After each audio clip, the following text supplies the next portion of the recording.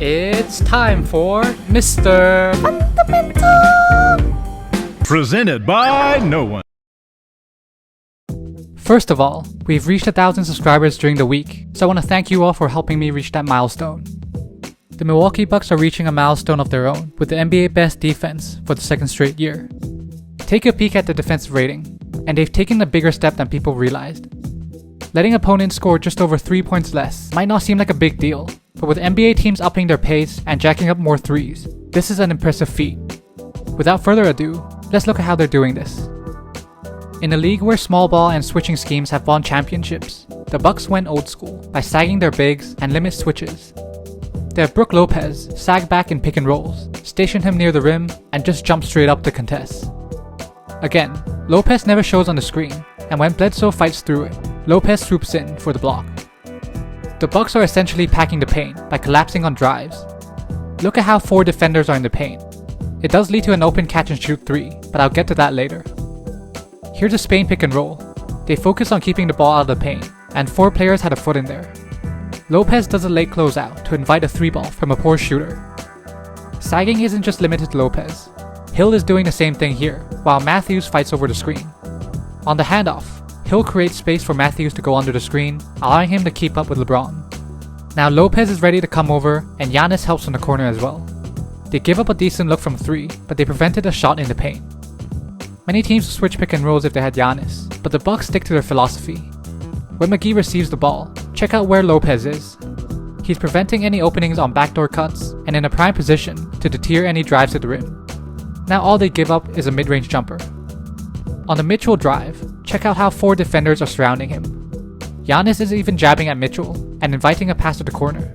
This intimidates Mitchell, who loses his handle. This strategy works because of Lopez's shot blocking prowess. But what people might have missed out is their perimeter defense. To eliminate pull-up threes, their defenders constantly fight over the screen. With their big already in place to challenge the drive, a pull-up mid-range is their only open look. Trae Young can hit it from the logo, so they go over the screen, pack the paint, and give up a late contested 3 from a poor shooter. On the handoff, Matthews is sagging back, and DiVincenzo goes over the screen to prevent a 3. Matthews stays on LeBron, since Lopez is in place to challenge a drive. The only good look for KCP is a mid-range jumper. Here it is again.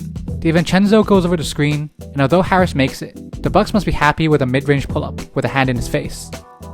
Fournier is a good shooter, and a jab step gets Middleton out of position. You can see Middleton was going to recover over the screen, but then recognizes that Fournier is already within the 3-point line, so going under it would give up a mid-range jumper only. Against poor 3-point shooters, they'll constantly go under the screen and invite the mid-range jumper. With big sagging back, offenses typically like to run off-ball screens or handoffs for their shooters, like this handoff for JJ Redick. The Bucks consistently fight over the last screen to prevent threes. Matthews was late reacting to the double pin down. He uses the space Giannis gives him on the first screen, then goes over the last screen to prevent a 3 and funnels him into Lopez. They run Bogdanovic off the line, and Lopez gets a great contest on a fading jumper, which goes in. Again, they go over the screen and force Mitchell to take a mid-range jumper or challenge Lopez at the rim.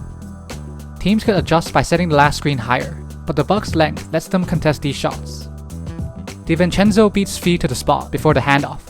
Svi flares and should yield a good look. The moment DiVincenzo sees the pass, he closes this gap to prevent a 3. Even if he allowed penetration, Lopez was ready to sink down on the drive. These 3 possessions best illustrates how the Bucks defense works.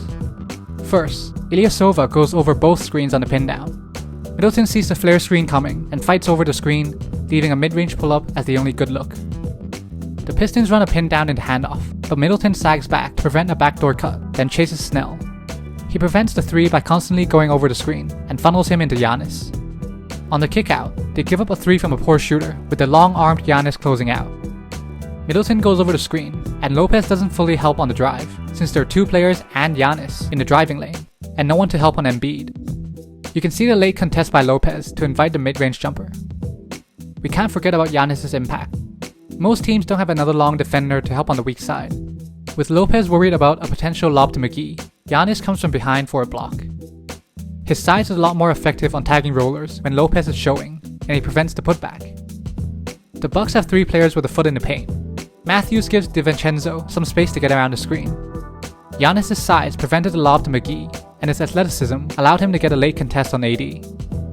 Players have to worry about Giannis' length, and that's when it's Lopez's turn to swoop in and block the shot. Again, Giannis was able to occupy Aldridge, and Lopez takes a different angle for the block. With both of them on the floor, it's almost impossible to score in the paint. By locking up the paint, opponents will have to settle for jumpers.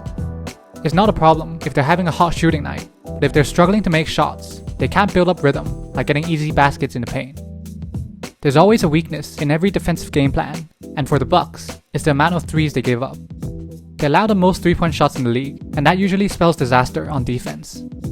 However, their opponent's 3-point percentage is just below average. While some of this is luck, the Bucks do their best to dictate who takes them. On this possession, the drives causes all 5 defenders to step into the paint. Gordon and Fultz are both open, and the latter makes a 3. Looking back at this, Fultz is the worst shooter on the floor, and the Bucks should be happy that he's taking the 3. Again, they help off of a below average shooter in Bamba, and he misses. They force the kick out to Embiid, and after failing to get the steal, Bledsoe recovers by denying the corner pass, forcing the lesser shooter to take the 3. Stretch bigs are definitely a weakness for the Bucks, but check this out. The offense makes one pass and takes the 3. Although it is open, this isn't what a typical NBA offense looks like. Only 2 players touches the ball, and it doesn't even reverse to the other side of the court. These 3 players never touches it, and they can't build a rhythm, and if their jumper is off, drives to the baskets aren't open either for the rest of the game. On top of that, they're forcing bigs to take early above the break 3s, which isn't their best skill. Despite the trend of stretch bigs, look at the top shooting bigs around the league. Here are the ones who take high volume 3s. Now filter out those shooting below average from 3. Take out the ones who spend most of their time playing beside a non-shooting or worse shooting big. That leaves us with only Cat that can make the Bucks pay on sagging back their bigs. The Bucks defense is predicated on stopping one thing at an elite level, which is why they're able to yield a top defense while giving up the most 3-point attempts in the league. Packing the paint plays towards the roster strength, and it doesn't allow easy scores at the rim to build up rhythm. With their length, they can also recover and contest shots after packing the paint, but determining who takes those catch-and-shoot 3s is why their opponents aren't hitting a higher percentage from behind the arc. Combine that with the 3rd best offense, it's no wonder they're the top team in the league and on pace to win 70 games this season. Thank you for watching this video, and I hope you enjoyed it. Please give it a like rating down below, subscribe, and I'll see you next time.